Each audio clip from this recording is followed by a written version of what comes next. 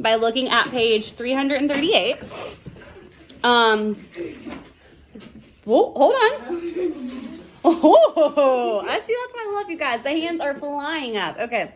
So when we talked about the Northeast and the Southeast, we talked about flora and fauna. Remember, flora and fauna are the different plants, the trees, and the animals. So today we're going to be discussing the flora and fauna that we see in the Midwest. And what's crazy is we're going to be able to compare and contrast how different the flora and fauna is in the Midwest than how it is over even the Northeast and the Southeast. We have some similar flora and fauna because we have similar climates. You get further west, you get west of the Mississippi River, and the climate really changes. And we're going to see a difference in that climate. Please stop. We're going to see a difference in that by being able to compare and contrast the flora and fauna of the Midwest. So, beautiful. Go ahead and start reading at the top of page 338, and I'll stop you and call on somebody else, okay? The Midwest has a variety of plants and trees. The plains in the eastern part were once covered in deciduous forests. Deciduous trees are those that lose their leaves once each year. Although much of the forests are gone now, many trees remain. A common tree is the cottonwood. It grows along creek banks. This tree gets its name from the way it disperses its seeds by wind. They float through the air on a cotton-like material. The northern Midwest region has many evergreen trees. Spruce, hemlock, and pine fill parts of Michigan and Wisconsin and Minnesota. Very good. Emma, why don't you read on? The Midwestern states have chosen a wide variety of the state flowers. Several of these flowers grow naturally in the wild. The Prairies are a good place to find the pasque flower. Mm-hmm. The wild pear grows in the sunflower, Minnesota's flower, the pink and white Showy. Yeah. lady. Slipper grows in wet areas or swampy parts of the woods. Other states have chosen the blossom of Shrubs. and trees such as the Hawthorn. and lemon tree. Very good. Hold on. So what once covered the plains in the eastern part of the Midwest? Damien? Deciduous. Deciduous what? Tree. Nope. Forest. Very good. Deciduous forest. So y'all, the Midwest looks different now. It once was covered, the eastern part of it at least, once was covered in deciduous forest. And the deciduous trees, they're the trees that lose their leaves every year. The ones that get real pretty and orange and yellow, and then the leaves fall off. Yes, ma'am. That's actually one of our vocab. It is. If you'll notice, it's a bolded word, and you'll notice, yeah, wee.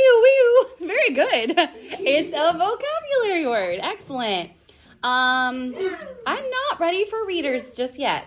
Do you have a question? I have to say something. Yes, ma'am. Hawthorne is a city, I think, a tiny city. It is. Hawthorne is a tiny city over right outside of Gainesville.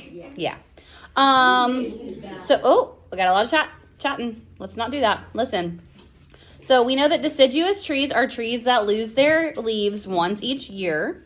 Which tree gets its name from dispersing its seeds by the wind? Jordan?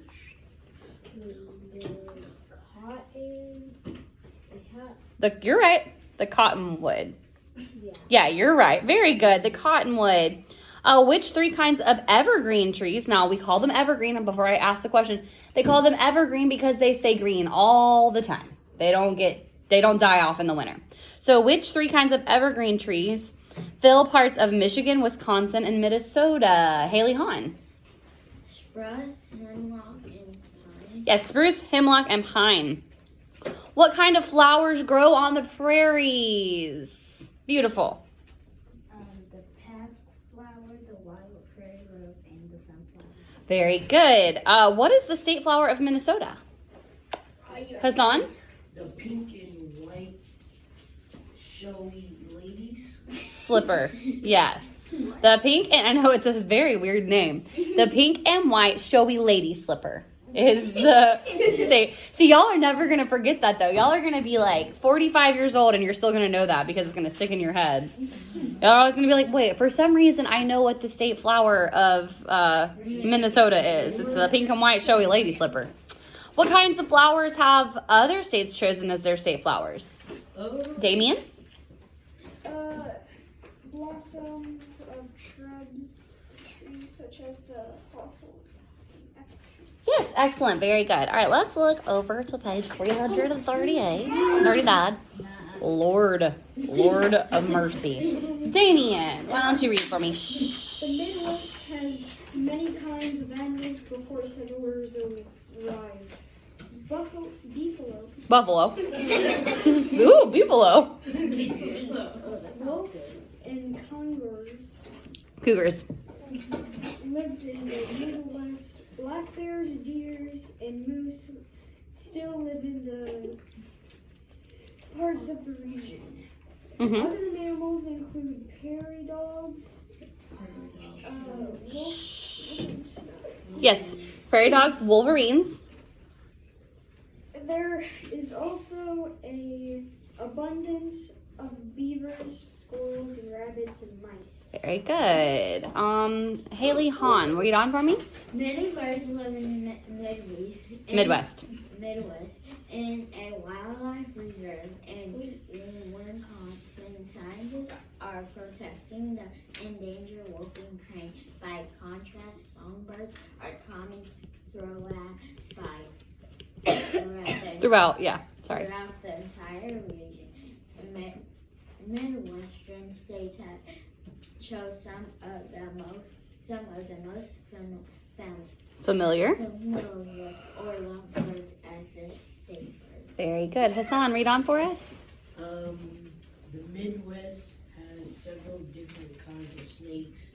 Some are harmless, like a garter snake and the rat snake. The region also poisons snakes like the rattlesnake and the copperhead. The Midwest. Oh, hold on. We got one last paragraph. Very good, though. Ronald, will you read my last one? The Midwest is also home to many types of insects. Grasshoppers, crickets, and bees are plentiful on the plains. Mm-hmm. Moths and butterflies can often be seen Flitting. flitting among the Prairie. grass and wildflowers. Very good. So what were some of the animals that lived in the Midwest before the settlers arrived? Jordan? Was Wolverines one of them? Yeah. Wolves were but we'll get to the Wolverines. But wolves were one of them. What else, Ronald? Buffaloes? Yes, the beefalos. What else, Emma? The cougars. Very good. Yes, ma'am. Black bears? No, we got them though. But buffalo, or as Damien likes to call them, beefalos. I love it. It makes me really happy. Beefalos, wolves, and cougars. What wild animals still live in parts? You want to give me that answer again? Yeah. Tell me. Black bears. Yes, black bears. What else, Haley Hahn? Deer. I'm sorry, you said deer? Yes. What else, Kaylee Hahn? Moose. What? Shh. What else, Emma? Yeah, other types of mammals, but we're going to keep talking about specific ones. Damien? Wolverines. Just about to Jordan's answer. Janelise? Wolves. Wolverines are part of that. Yeah. What else? Start calling them out. We got prairie dogs, beavers, squirrels, rabbits, mice. All right, there we go. 3, 2, 1. I counted down. Thank you. All right, what are the names of two kinds of harmless snakes? Ronald? It was like garter snake and the rat snake. Very good. What are the names of 2 kinds of poisonous snakes? Janelise. Sorry. Rattlesnake. And what else, Caleb? Copperhead. Very good. What insects? Oop. Oh, oop-a-doop. Thank you. What insects are plentiful on the plains, Hassan? Grasshoppers, Uh-huh. crickets, and bees. Very good. And what kind of insects can often be seen flitting among the prairie grasses and wildflowers? Jordan? Butterflies and moths. Very good. You guys, put your hand up like this and pat yourself on the back. That was excellent. Oh, let's continue to look on though. We have the chart just like we've seen in the other chapters. Pay attention to me, please. Just like we've seen in the other chapters about our regions. If you look at page 340, you see a table. You've got all of the Midwestern states. So we've got Wisconsin, Michigan, South Dakota, Iowa, North Dakota, Nebraska, Kansas, and Minnesota, Illinois, Indiana, Ohio, and Missouri. And you see their state trees, their state flowers, and their state birds. Okay? So go ahead and get out your workbook. And don't tear out, but get open to page 159. Shh, without talking, let's see if we can get a little less chatty. Get open to page 159. Don't tear out. Boom.